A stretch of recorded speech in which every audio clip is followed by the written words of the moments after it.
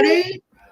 Welcome to the Relishing Dead, where we devour everything in the TWD universe. And I am Barb.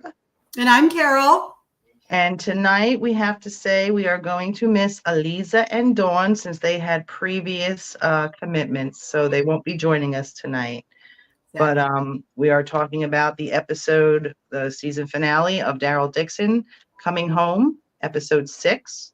But before that, you all know that we had an auction this past Friday night for Chryseis, Joe, Natasha, and Noah. And we bring our hearts out onto the page here saying how thankful we are for all the donations. Carol? It was amazing. I mean, you guys are so badass. I've said it before and I'll say it again. What happened Friday night was just crazy. And for it to happen twice is just unheard of. I mean, what this family did Friday, insane. Insane. Yeah. That's all I'm saying. And we have everybody's, Carol made an awesome slides of all the winners. And I don't know if it had the total on there or not, but did it have the total of what we had? Yeah, it was $10,000. And altogether, 19,000. So we thank everybody. Yeah, that was amazing. Yay. Good job, guys. Yes, Friday was very magical and moving. We really are a family from Destiny. Yes, we are, Destiny. So sorry, guys, that we're going to have to do this just me and Barb tonight. So we may be looking down at our phones or looking at other places so that we can keep things going because we don't have all four of us here to do all of our stuff. So are you ready to get into it? I'm ready. All right. Well, let's just dive in. Woo! So yeah, here I'm sitting watching going, oh, look at this. And I knew the story behind this, but I was just looking at all the dead people going, Carol must be back. I should have put a little thing on there. Carol was here. Yes, Carol was here. That's what I said. Carol was here, you know, even though I knew the story about his grandfather and stuff, it just, the vision to me was like, Carol was here. Yeah. So. Just left in her wake. Yep. And again, these are supposed to be the soldiers that washed up on Normandy, reliving Daryl's grandfather's story. All right, let's just get into these walkers and this whole arena thing. Can we? Absolutely. I mean, to tell you, Daryl is this man, he kicked ass and he took names. Yep. The walker that was the first one that came out that had the one that's got the dart in its neck, he got burned again. And I loved the fact that he grabbed that flag and impaled that walker and just flung him over. I forgot about that. Oh, great. That's a great shot. I know. I loved it. I thought that was just funny as heck. He was just kicking ass. Yeah. And I knew in the moment that he got handcuffed, I'm like, wow, instant. Yep, right back to the governor and Merle fighting. So there we have that slide. And I think according to a lot of the people that we've already talked to tonight, prior to going live, they had the same reaction. Yeah, they got a lot of callbacks, like they were saying in this episode, a lot. Yeah, yeah. And the reason that I left the line on the bottom there was because it says, let him find refuge under your wings. And who do we know that wears wings? I don't know. Huh. I didn't think of it. I thought that was very poignant. Yes. The scene that got me though was the absolute back-to-back with Quinn and Daryl when it was Merle and Daryl too, because there was a scene there that they had back-to-back that just was like spot on. Yeah. And I watched that episode today just to get this shot. And Merle says, follow my lead. So, yep. Daryl says that to Quinn. Yep. So I thought that was even a verbal callback. I thought that was kind of cool. Absolutely. I thought of that too. And Sandy said, nice. I missed the wings. If you guys, if you guys had watched after the episode, and Barb, I know you haven't had a chance to watch it, but at the end of this episode, there's a thing where they interview the cast and the crew and all of that. And one of the wardrobe ladies is talking about what they did to Daryl's vest to make it so that Daryl wouldn't want to wear it. And they said, I mean, they just shredded it and cut it, and they did all sorts of crazy stuff and made it look like it had been, bogged down in the ocean and all this stuff. So you see his vest, you just haven't really seen him wear it that much. Right. I don't think he wore it at all. He's put it in his backpack every time. I know, it's like the vest is like another character. So I loved this scene where they're both working together and they're pulling the chain to pop that walker's head off. Mm-hmm. And the picture on the right where they're going after the other walker is going after this walker. Yep. So walkers are attacking each other now? Correct. Yep. Whatever they're injecting in them, and I think that, I don't know if that was in another interview that I had heard, but they're injecting them with something that actually makes them just as crazy enough just to attack each other. I gotcha. Yep. Yeah, I just thought that was really interesting that this is having that kind of effect, that they're attacking each other and basically anything that moves. Well, and I want to say it was probably a YouTube video. It was a YouTube video. Somebody said that maybe that was their plan, that the only way, it was probably in the show too, the only way to take out the threat is by the threat itself. So maybe the walkers, take out each other. Right. From whatever they're injecting in them. Oh, thank you, Anne. We appreciate that. All right. So I love this. Toss it. I was yelling that at TV. I'm like, throw it at the bench. I thought that was fantastic. Oh my God. And when it was so satisfying when he chucked it up there. So yeah, good job, Daryl. Yep. Super proud of you, dude. Because that's exactly what I would have done. And you see her jump right up out of her chair. Yeah. Didn't expect that, did you? Yeah. The other thing I was going to say is, did you notice that this walker had a metal plate? Yes. On its head too? Because Quinn kept trying to hit him. Yep. Right. I mean, maybe not a direct callback to Winslow, but close enough. Okay. I knew that this was going to come back to be a skill for her. The whole pickpocketing thing. Okay, I couldn't tell the picture. Yeah, so when Laurent is attacking the guards, they're trying to put them in the cell, and Laurent is attacking the guards. And, she uses that opportunity to lift the keys. Right. And I kind of had a feeling that we were going to get that. And Kiki said Eugene smelting the walkers for that walker with the oh yes keys. I didn't even think about that, Kiki. You're right. Yep. All right. There we go. There's another callback. Take it off. Yeah.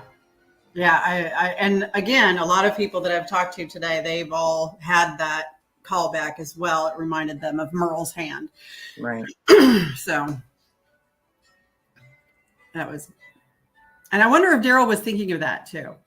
I was just going to say that earlier in the arena scene. Like, I wonder if he thought the same thing with him and Merle, having those memories. So I'm sure he did.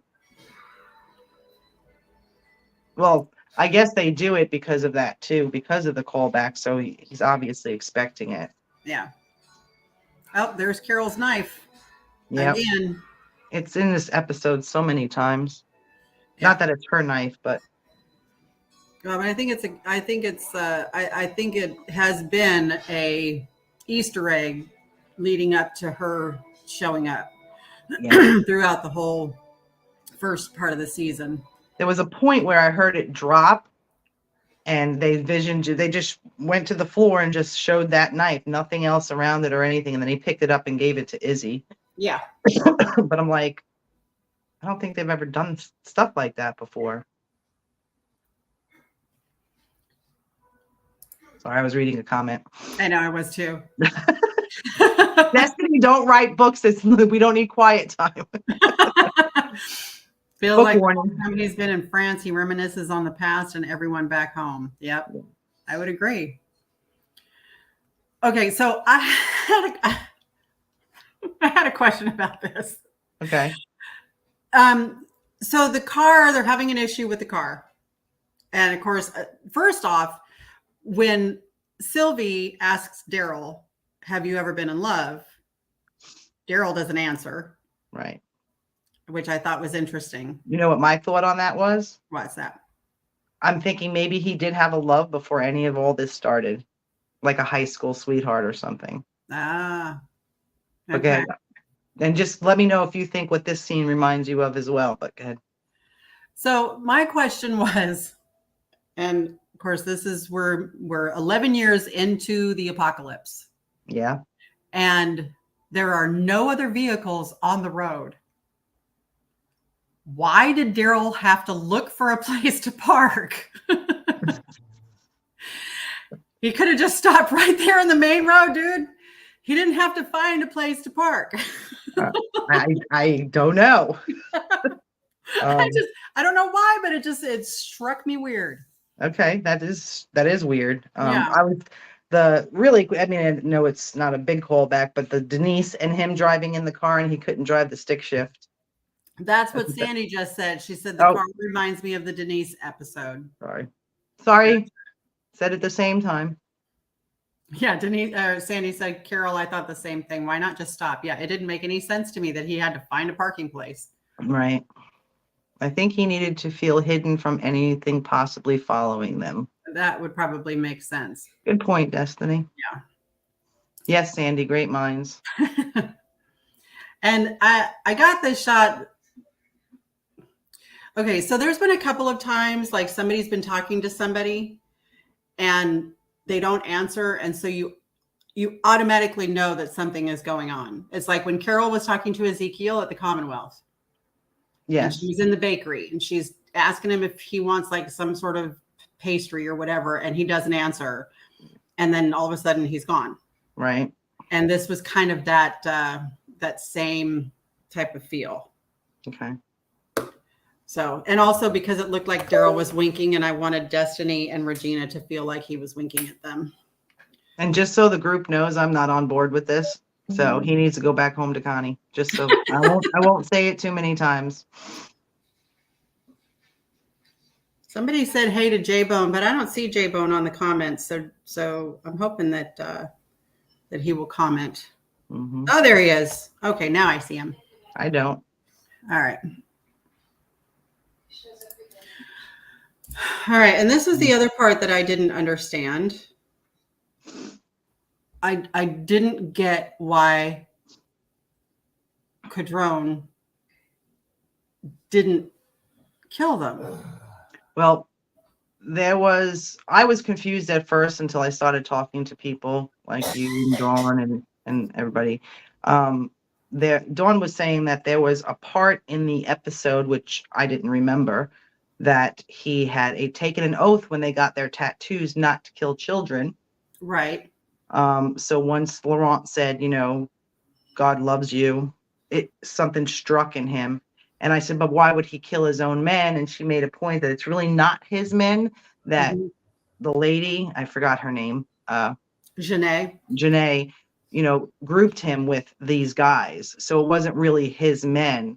But the whole point of not killing Daryl confuses me too. That's the part that I'm confused about, was why didn't he kill Daryl? I mean, he doesn't have any, it's like Negan. Negan had a rule. You don't mess with women and you don't kill kids. You don't fuck around with kids either. And so it's kind of like that same, set of rules that the bad guys have for whatever reason. So Sandy said she's read a lot online about why he didn't kill. Well, we know why he didn't kill the kid, but can you answer that one for us, Sandy? Why he didn't kill Daryl?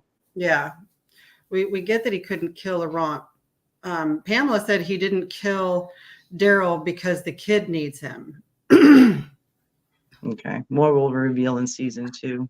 Yeah, but yeah, Destiny, I got the same vibe too of the governor killing all his people. Mm-hmm. When I said that, Dawn was like, it's not his people. Janae just gave him those people to go on this mission with. Right. So, but Okay. yeah, that was a little, the whole thing was confusing for me. Yeah. I was like, what the hell just happened?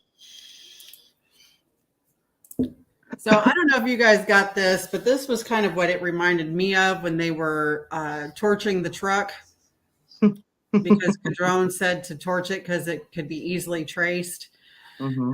And you see the fire, and they're walking away, and they turn back, and they're staring at it, and they're walking away. And I know it probably wasn't a callback, but it just reminded me of the scene with Beth No, and that's Daryl. what it's all about. That's great. I never would have thought of that one either. That's just what it reminded me of, and I was like, okay, all right, Absolutely. Absolutely. And then the bottom picture there is when they finally see the nest. Oh, it makes me want to watch that all over again. That was a great episode, huh? Makes me want to drink peach schnapps. And Pamela or moonshine, either one. Pamela thought about Daryl lighting up the lake. Okay. Good one. All right. So then we have the nest. And wow. I know. It's a painting. I mean, what a place to film. Mm-hmm. I know, Sandy. It makes me want to research it too. I mean, that's just absolutely nuts. Yeah. And like they were saying on their panel with Greg Nicotero and David Zabel, that they were surprised. David was saying that they were surprised they got into some of the places they were able to and film there. Right. And didn't he say that he tried to use the Walking Dead card, and the people were like, we don't care about that. Right. They were excited for something new and different. Yeah. But to get into the places, they were surprised that they could actually film where they were allowed to film. Mm-hmm. So that was pretty awesome to hear. Jennifer Dobbs says that her daughter has been there and it's gorgeous. Well, I'm sure it is. I don't doubt it. So I thought I also have a question about this too. I had a problem with this scene. So if there's all those people at the nest, why did the Abbey have to wait for Daryl to get him to the nest? Because obviously Janae and her people don't know where the nest is. That we've been told that. But they have so many people there. Got nothing. You drawing a blank? No, I got nothing. I got nothing. Nothing. Yeah. Oh, Kiki thought the same thing. Yes. Thank you. Well, it's like when they first asked Daryl, it's like, why couldn't they do it? They're not inexperienced fighters. Right. I mean, the nuns were killer nuns, according to Daryl. Yeah. So, like I said, I mean, I always think I miss something with those kind of points and questions. Like you said, there's so many people there. They've got so many people over there who are obviously great fighters. They had that whole community of children. And maybe that's why all the children are alive, because they don't kill children, but Carol does. So once Carol comes, all the children die. But I don't know. Good question. Yeah. Pamela said the priest had met Laurent before. He could have taken him then. Yep. So I don't know. I didn't understand that at all. I don't know. And it's been 11 years. So, these people can fight. Yep. I mean, they survived that long. I don't know. They have to have some sort of, but we know that they obviously need help with target practice, because Daryl is teaching them how to do target practice during this episode. Yeah. So maybe that was it, that they didn't know how to fight and they needed somebody to train them. I don't know. Carol's packing cookies on the boat. I bet she is. Acorn and beets. Right. That can't be good. I want to try it. I do want to try it. I'm interested. It's kind of like that sandwich in Breakfast Club that Ali Sheedy makes. I want to try that sandwich. And I can't be the only one. I mean, Uh-huh.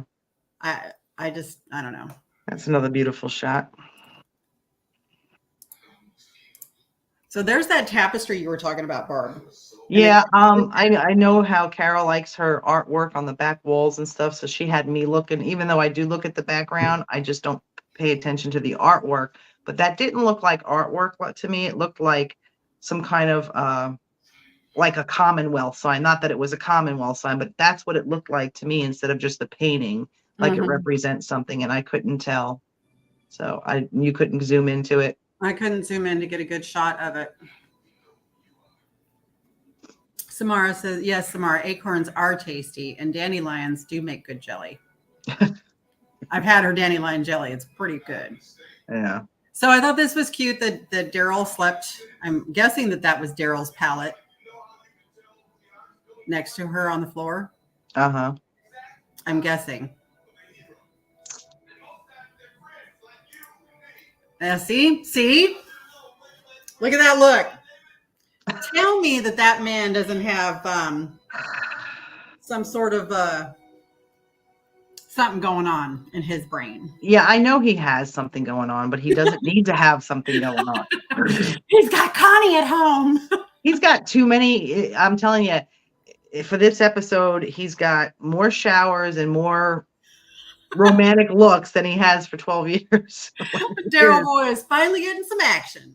It's like, oh yeah, after Leah broke his cherry, it was like, come on now. Now he's all over Connie. Now he's got Izzy. What the hell? I know. He's got a side piece, Carol. Hey, I wouldn't be angry with that one either. No, that's better than I don't know. I just thrown him into a new character, even though I like her. It's nothing against her. It's just like, when she had the scar and I'm screaming, no, stop, go away. You got Connie. Yeah. We're a little protective of Connie, huh? Big head, no thoughts. Yeah. She referring to Daryl? Yeah.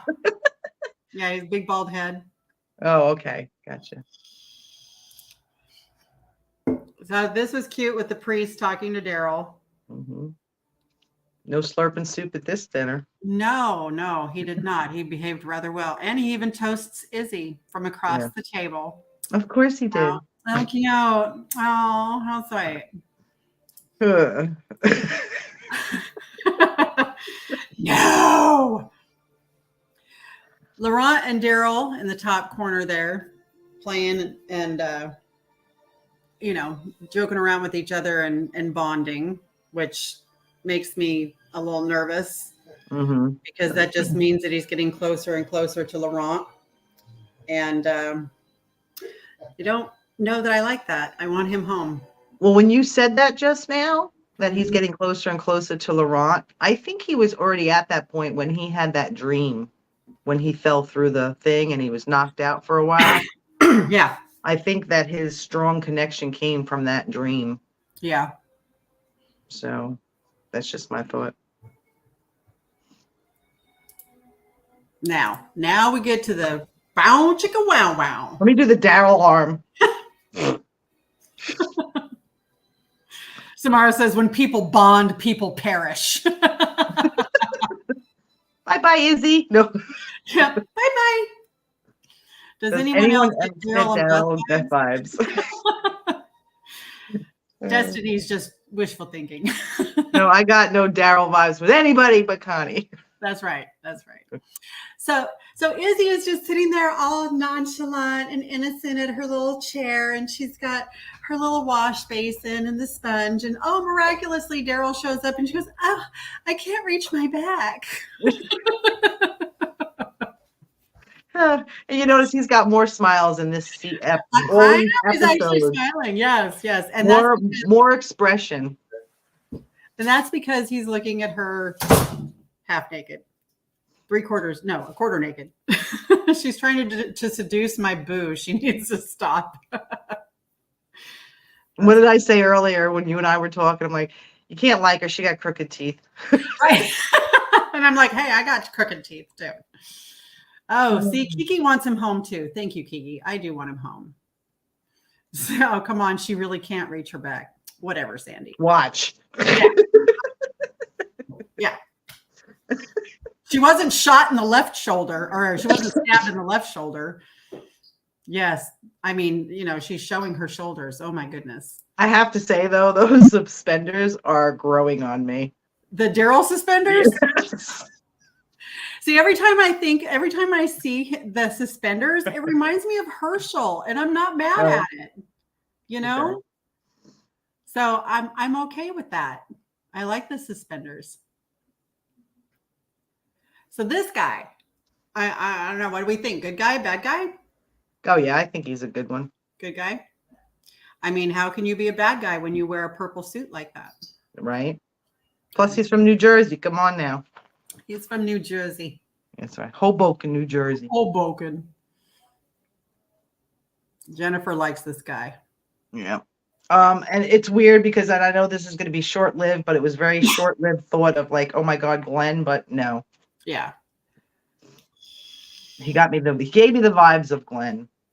Right. Sandy Oh, thinks he's Lord. the key to the future. Janae. Sandy says she thinks he's the key to the future. Yeah, that's what she said. I mean, he could be. We don't know. I mean, he's made it through 11 years. Yep. Destiny says it reminds me of Ezekiel in the kingdom.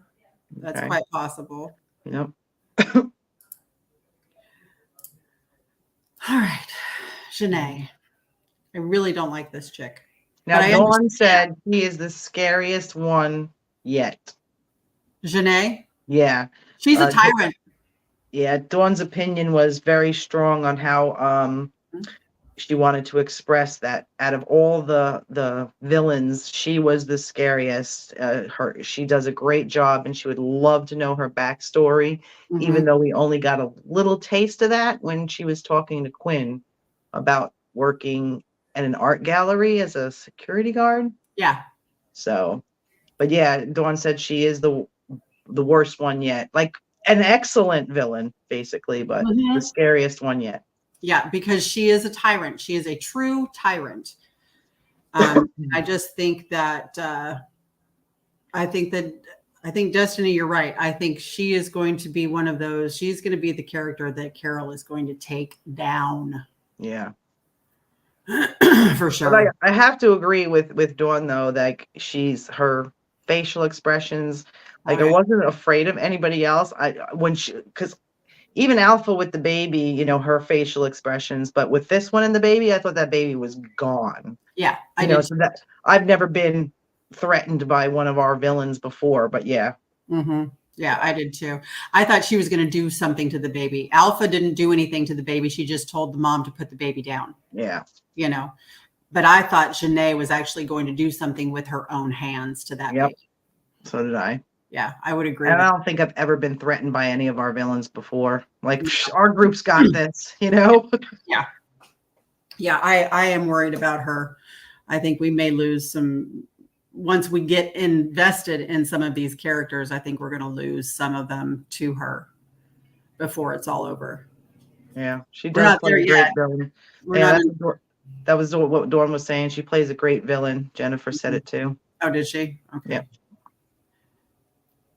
Yeah. So then we have the Pamela move with the hand on the face. It's another callback. Yeah.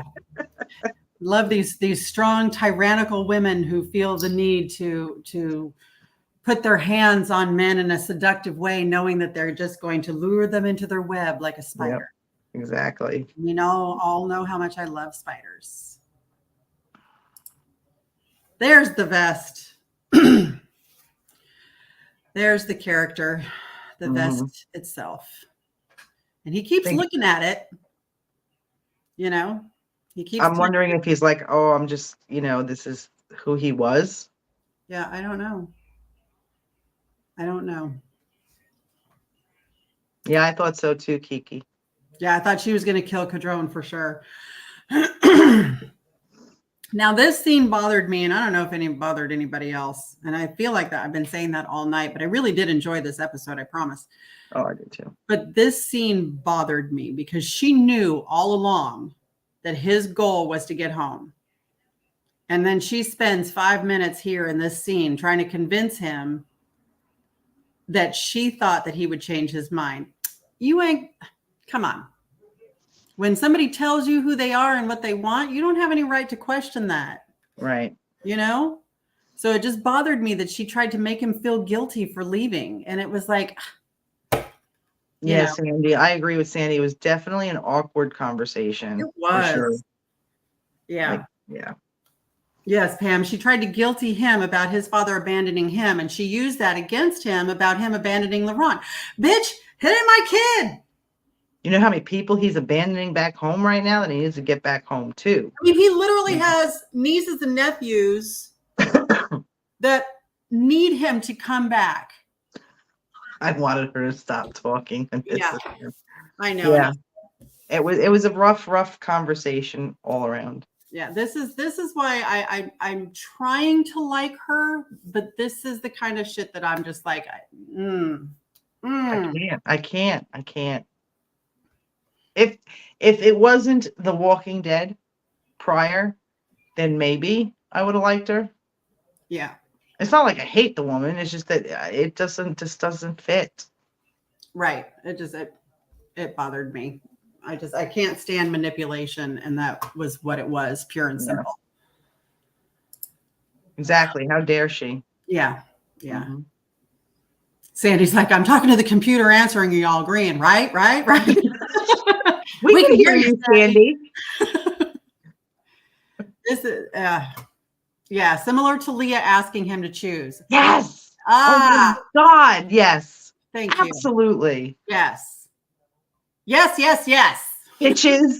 Yeah. How dare they? Just leave my boy alone, or just let him go looking for his brother, man. He's got to go back because my man's come back. Come on now. I thought this. Wait, go back to that one. Okay. You didn't even discuss anything there, did you? No. Okay. I don't think so. No. Right. He's packing his shit. He stole a couple of loaves of bread. Okay. She's still yapping. Yeah. Okay. Yeah, get your bread and go home. This was cute. This was a total Daryl move because she guilted him that he was leaving Laurent. So he went to say goodbye. Laurent was asleep and he left him his Rubik's Cube. That was cute. It's a very, very Daryl move. All right. So I know we were talking about with the Patreons earlier, and if everybody in the comments that are watching, if you guys watch this episode, if you watched the first episode as well, you will notice that the same music is playing during this part that was playing in the first episode when we first see Daryl all by himself walking across that bridge and up on the cliffs and stuff like that. That kind of last man on earth kind of feel to it. And it's really hard because you can feel the loneliness that Daryl's experiencing, which I think is wonderful. And it's a tribute to the writers and the film crew. And of course, Norman Reedus, the way that they did these scenes is it's very sad. Do we know the song or is it just music? I don't know. It's just some music. I don't know what it is. I haven't looked, but it's kind of a very sad, heartbreaking music. There you go, Barb. Yeah. He was in the wheat, and that reminded me of the Lonely Walker. I call it wheat. I don't know if that's wheat. Weeds, whatever. I don't know what it was. But there was two moments like that. That one and then another one that just reminded me of the Lonely Walker. Instantly. It was like, oh my God. Yeah. See, Sandy? She's like, Lonely Walker, wow. Lonely Walker always shows up, doesn't it? We have had that call back a couple of times.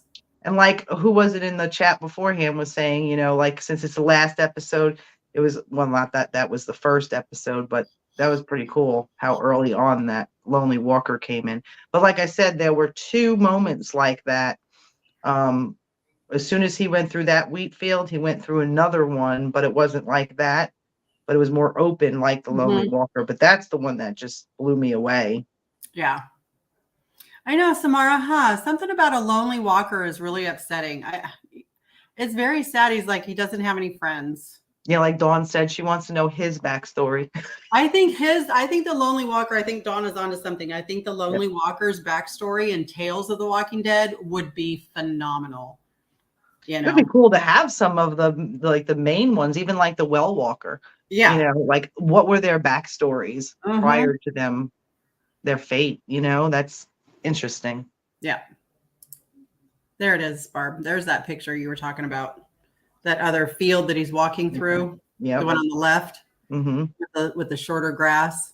And there was a moment in there, I think we were talking to the Patreons beforehand about there was a scene where Daryl stops and looks at the walker in the tree. Do you have that picture to talk about later or no? What's that? The walker that was stuck to the tree? Yeah, I have it. Okay, then I'll talk about it then. Go ahead. Okay. Yeah, Jennifer agrees. She wishes for Tails would have done the Lonely Walker. Me too. Sorry, Kitty, that my hair is not your toy. Sorry. See, hi. Sandy. Well, Walker was a fat beer drinking loser. He was in a bar with Tony and what's the other guy's name? Dave. Dave and Tony. That's hilarious. Yep. Yeah. This is Dawn's callbacks. When she saw Daryl by the fire, Dawn got the fire callbacks from mostly Michonne, but also we have Rick by the fire. So right. And of course, I just had to throw a picture of Rick in there because that's yeah. Like I said to Dawn, I said, I know he's in a building, but the building that Michonne was in, obviously Daryl's there at nighttime. Hers was all white.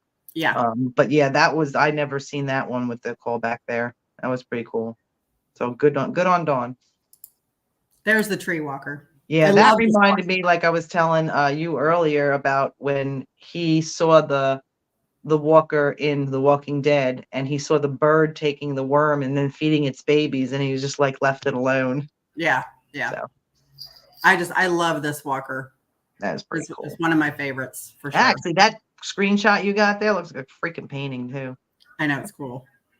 It is 11 years. Yeah. When did he get stuck? Yeah. There we go. Uh-oh. The tear drinking moment. So the flag, I think the flag is actually, I think the flag is still there in Normandy. I think the gravestones are CGI. Really? I think that's what they were saying in the thing that they did after the episode. I think they were saying something about the markers being CGI'd. Hi, Dawn. Well, hi, Dawn. Popped in. I see her. That's interesting. I don't remember. I thought it was actually, I don't remember who said it again in one of the, maybe YouTube said that was there. I don't know. I don't know, because I thought that they were there, but then watching that little blip of the stuff afterwards, I think they said something about them being CGI'd. So I'm really not sure. Huh. Yes, Sandy, we do know your opinion, and I have the same opinion about him finding his grandfather's marker out of thousands of markers. Well, they showed you him running around and running around and running around and running around. He could have been there for like an hour.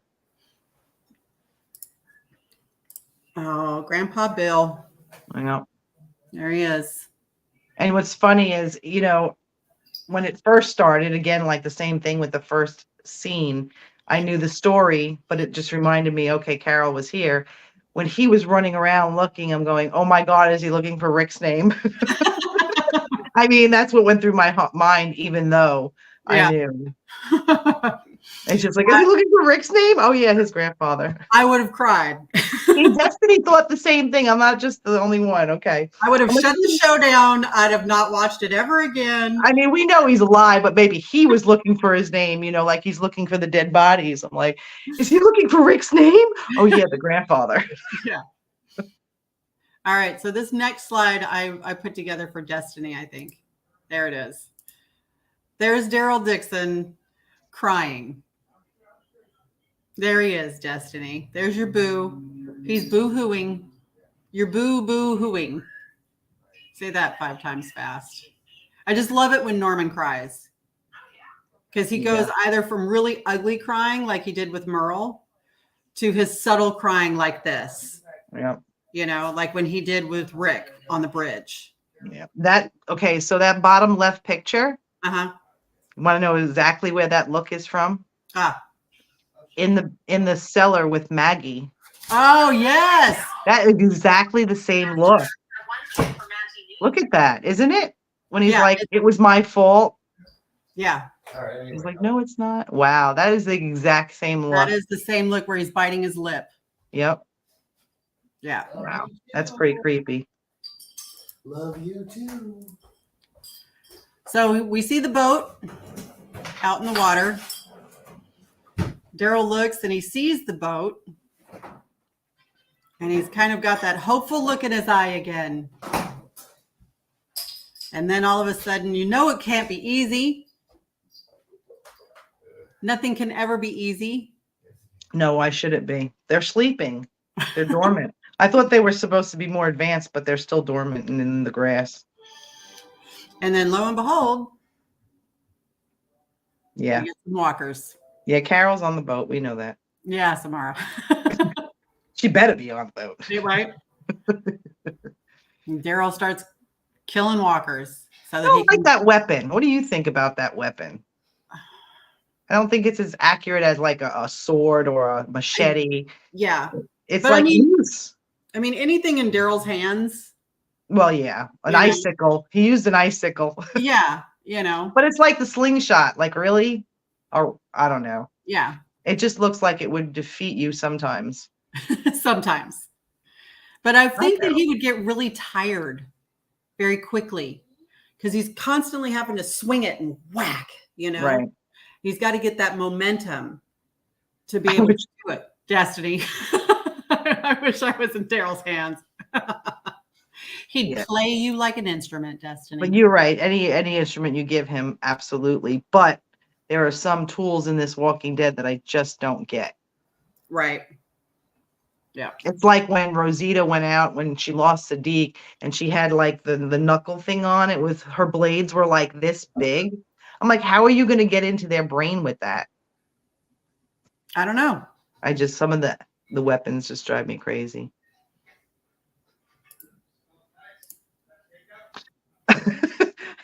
I blew up Carol's mind. So, Barb. Okay. First of all, Dawn, I'm going to say this for you. If you're still in the comments, she wants to punch Laurent. Okay. She said that, first of all, where Daryl had to get to, he had a map. He had a long ways to go. He went through a lot of shit. This kid doesn't know how to fight walkers, and he doesn't know how to track. And she goes, what the hell is he doing out there by himself? I just want to punch him. Right. So that's Dawn's thought. I went a little bit deeper and further and said, because of Daryl's emotions towards this kid and everything, I don't think he's really there. I think Daryl's thinking about it. Not like a dream or anything. I just think he's envisioning what he should do if Laurent was standing there. I don't think Laurent's standing there. I love that. I could be wrong, like I usually am, but I don't think he's standing there. I think his thoughts are so deep in what he should do. He's picturing Laurent up there because, like Dawn said, there's no way that he went as far as Daryl did. Daryl had a map. He doesn't. He doesn't know how to fight walkers. And, I don't think Laurent is there. Yeah. And then you see the walkers going towards him, and I could just picture, because he's the Messiah, the walker's not bothering him. But I don't think he's there. Look at Daryl's look. I think it's deeper than that. I don't think he's there. And I know The Walking Dead does shit like that. Right. I mean, Daryl's kind of looking back pensively like, what do I do? Right. And I love that theory. Thank you. I think that's wonderful. That's why I have the little image there of my mind being blown. Yeah. I love that little picture.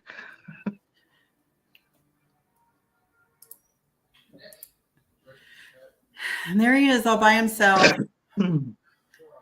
on the beach of Normandy. I did like the fact, and I think that this is real, that you can still see the boats under the sand from World War II. Right. And I'm kind of obsessed a little bit with World War II and all of that. And I love that you can still see them. And I really, in my heart, I'm hoping that that is really something that's real, that the boats are still there buried under the sand like that. Yep. Very cool. All right. You ready? Because this is when everybody started losing their shit. Yay! Look, it's Daryl in 20 years. Right? Sorry, Destiny. He looks like an armpit with eyes. So I know I've asked a couple people, Barb, when did you know that it was Carol? Oh, the minute that I saw the car. Okay. Yeah, Yeah. because Eliza was the same way. And I didn't have a chance to ask Dawn. I don't know when she knew it was Carol, because I knew it as soon as this shot on the right, when they showed the car behind him. Yeah. I knew it.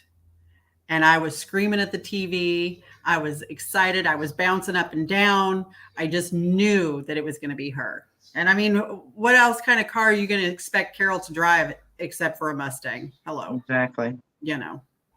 Yes. But it's Nancy from Montclair. But it's Nancy from Montclair. So there's the boots, Pamela. There they are. And I think that's the moment when a lot of people knew that it was her, when the boots came out, because everybody was looking for female or male. They were trying to be able to decipher what was going to come out of that car. And there she is. And badass jacket she's got on too. Yeah. I like the new look. Yeah, I do too. A lot. Yeah, a lot of people thought we were going to say Nancy from Montclair. Destiny did. Yeah, I know. So there you go. Nancy from Montclair. I was like, woohoo! There it is. There she is. Nancy from Montclair. It even shows it on the slide. And of course, she's got something hidden in her jacket as usual. You know, she does. God, she's so badass. Samara said that she cut her hair again. Well, we don't know what's been going on. It kind of looks the same as when she was saying goodbye to Daryl, I think. I don't know. Yeah. Yeah, because I think she cut her hair. Didn't she cut her hair at the end of 11? Or was it still long? No, it was at the end of 11. Yeah. And that's like, Destiny said it's Randall, but it's Randall in 20 years. Randall in the trunk. Good old Carol back to her tricks. Yep. What did she say to him? If you're wrong, I won't be back. She said, "You'll know I found out you were lying when I don't come back." And when did she learn to drive a motorcycle? Really? I know, right? Every time I've ever seen her on a bike, she's always been riding on the back with Daryl. So, I mean, she must have picked it up somehow. Damn. I don't know. You learn quick. I love that we're going to see her journey to go to Daryl. The book of Carol. I mean, that's pretty cool. So I'm going to play Eliza's video, her response video. So you guys listen up. Sorry I couldn't be with you tonight. Just a couple of thoughts on the season finale of the episode. It was probably by far the best episode. I love the interaction between Daryl and Izzy, kind of a reflection back to when she first met him and was tending to his wounds, and I was kind of hoping for a kiss or something. It was definitely setting it up for that. Definitely there's a connection there, but I think with Daryl, he connects to certain women on a certain level, but there's just that wall of being too close to anyone. The last scene with the series was Laurent standing up on the rock and hollering for Daryl. It was pretty moving because you saw him. He was there. He was so close to the boat and be able to get out of there, and just shows he does care for the kid, and he is going to go back. As far as Carol goes, wow. I loved seeing our Carol back. I knew immediately when that car started hauling ass up on that motorcycle, I knew that was Carol. But here's my thoughts on that. I blame AMC for my knowing that was Carol. Just like I did when they brought Madison back to Fear. The leaked images of her filming in France with Norman Reedus, and them, kind of confirming that she was going to be coming in. It just kind of blows the shock value. They dropped that ball so badly on Fear when they brought Madison or Kim Dickens on Talking Dead, and she told that she was coming back. could have been an amazing wow factor. And the same, had we had zero knowledge or zero confirmation that Melissa was indeed filming in France, what a wow factor, what a ratings boost that would have been for AMC and The Walking Dead. So I really hate that photos got out, but I love the fact that she's back and she's badass as ever and on his motorcycle, and I can't wait to see what happens in the next season. Love you guys. See you next week. And there you have it. And there you have it. Yes, it was probably, like I said, I got more into this series than I did Dead City. Yeah. For sure, because it was, definitely different for me. So are we going to play some trivia, Barb? Oh, you would like some trivia? Yes. You You guys ready in the comments? Play a game. got my picture? Let's see. I think I do. Oh, He's the Lonely Walker. I love it. He's so lonely. Jennifer's ready. Everybody else ready? Come on, everybody ready? All right. So these questions are all from the Daryl Dixon show. And if we go back, I don't know if everybody can see. You can pull that picture down. Mm-hmm. These are something I actually won in an auction for a charity, and they're little Christmas ornaments or whatever, little light bulbs. And inside this one is a little Negan bat. So I thought these were cute. Christmas is coming up. These would be cute little prizes. So for this one, question number 1, episode 3 of Daryl Dixon. What headstone does Daryl notice in the graveyard and explains to the group?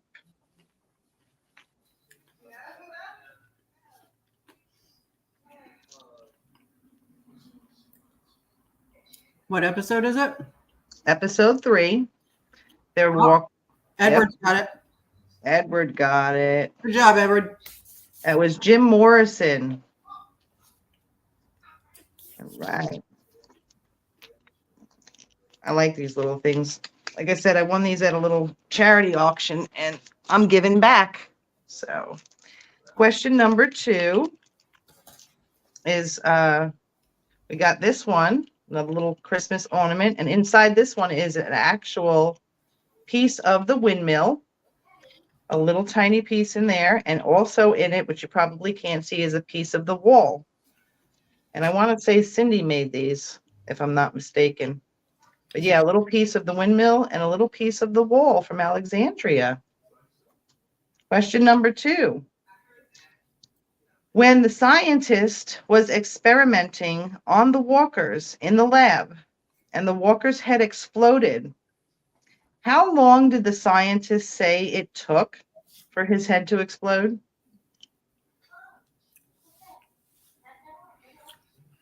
I know.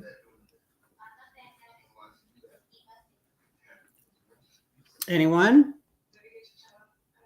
Well, we're on the right track with seconds, but Pam's got it. yep, Pamela's got it. 18 seconds. Good job, people. Good job. And the last ornament we have of the night is dedicated to little Daryl. It is filled with snow. And on the little hook here, we've got some Daryl wings. It's a little charm of Daryl wings. So we've got snow or angel dust or whatever you want to call it, and angel wings. I didn't know. I just guessed. That's funny. All right. Okay. This one's going to be a quick one. Whoever gets it first, give me the exact date of the premiere episode of Daryl Dixon. The premiere date of the very first episode of Daryl Dixon. Everybody's Googling. Yeah. Come on, guys. Barb will keep you on your toes. 5, 4. Nope. Close, Pam. Oh, Destiny got it. I think, right? Am I right? Mm-hmm. September 10th. Destiny got it. She got the Daryl wings. How cute. Oh, of course you did. Destiny. Good job, people. Those are my 3 questions. Nice. All right. So, Carol, Mm-hmm. this is going to be our last episode on the camp page because you tell them why. Because the camp is gearing up to start doing more announcements for guests and more plans. And I don't know if you guys noticed the party announcement with I can't think of the pool party. pool party. Yeah, the Caribbean pool party. Yep. That's going to be, I think it's Friday night. Anyway, so they're starting to gear things up and the camp is starting to get announcements and stuff. And we don't want to bog down their Facebook. Thank you, Kiki. It's with Nelson. They don't want to bog things up on their page with all of our stuff. And so we're going to be now transitioning back over to our own main page. And I know most of you are on our main page. And if not, we are going to post up a slide here. I'll show you where you can find us. This is where we are. We have a main page for our podcast, and then we have a group page, which is where all of our games and stuff like that are posted. Barb and Dawn are the ones that do all of the games on our page, and it's a lot of fun. And you can win prizes. Mm-hmm. And I'd say if anybody's watching that, if they can't read it because it's small on my phone, I know that, just screenshot it, zoom in if you don't have it already, and join us definitely on that podcast page. And even if you can see it, but you're old like me, you may want to do it anyway. Yeah. Because if I'm not wearing my glasses, I can't see it.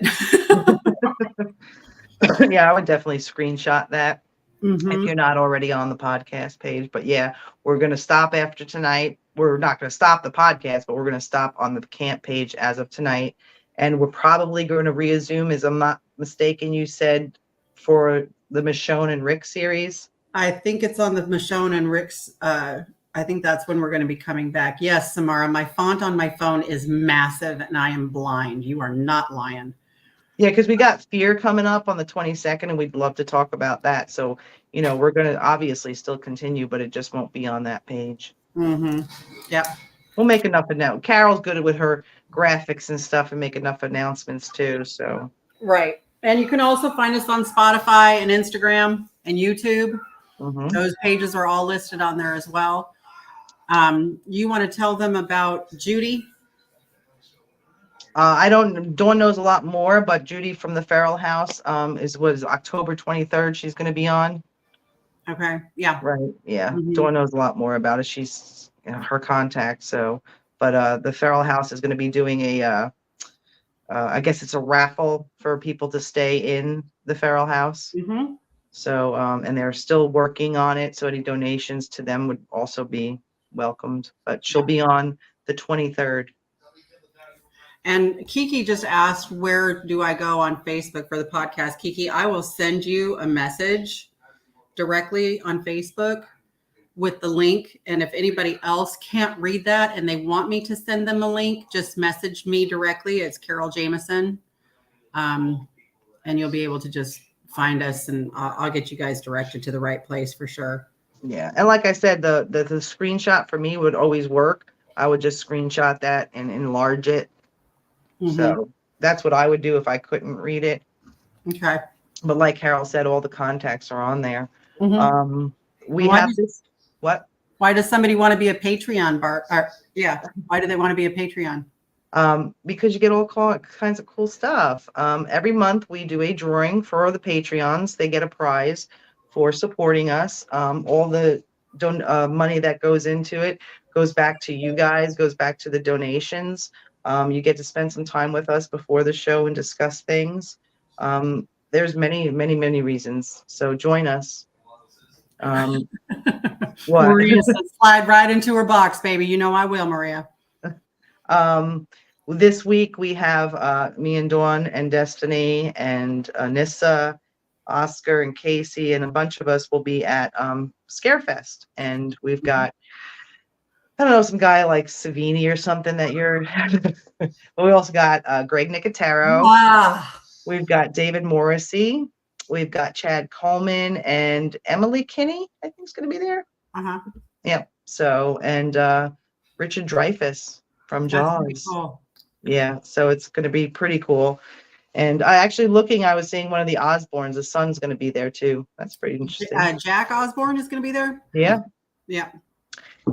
So that's what we're doing this week. And then the week after, what are you doing, Carol? The week after, Eliza and I will be in Sonoy for Camp Cares. And we are going to be helping Marianne and Casey and Oscar and all of the wonderful volunteers so that we can get some jackets to some of the homeless and hopefully keep them warm during the winter months. So that'll be fun as well. So I'm super excited about that. I wish I was going to Scarefest, of course, but yeah, and like I said, I was going to go to the camp, but it was just a lot going on for the month of October for me, so I had to cut out 2 of my events this month. Well, I mean, you and Dawn will be repping us up in Scarefest, and me and Eliza will be repping us over at Camp Cares. So, you know, sometimes we have to go to France to get back home. That's all I'm saying. Well, guys, thanks for joining us. And like I said, anybody reach out to, Carol for sure, or any of us. If you can't find Carol Jameson, you've got Eliza Jones, you've got Dawn Barker, and you've got Barbara Katz to find us on the podcast page. So go ahead, Carol.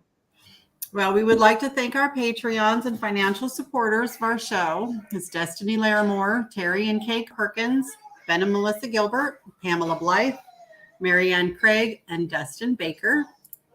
And of course, a very special thanks to our camp mommy and poppy, Oscar and Casey. For without them, none of this could have been possible. So, yeah, we love them. And sorry for you guys missing Eliza and Dawn, but they miss you too. So we'll be all together next week. And thanks for bearing with us tonight.